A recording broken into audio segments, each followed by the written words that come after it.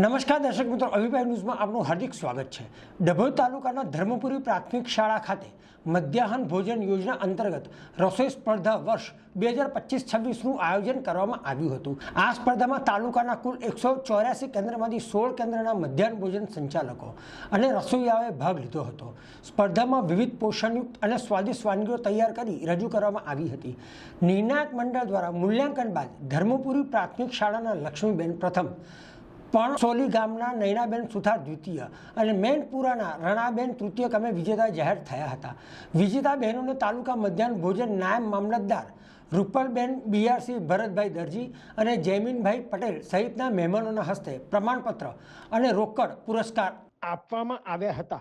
આ કાર્યક્રમોમાં શિક્ષકો, અધિકારીઓ અને કર્મચારીઓ મોટી સંખ્યામાં ઉપસ્થિત રહ્યા હતા। સંવાદદાતા સાથે અભિપ્રાય ન્યૂઝ, વડોદરા। આવા જ વધુ સમાચારો જોવા માટે સબસ્ક્રાઇબ કરો અમારી યુટ્યુબ ચેનલને અને જોડાયેલા રહો ફેસબુક, ઇન્સ્ટાગ્રામ અને ટ્વિટર પર।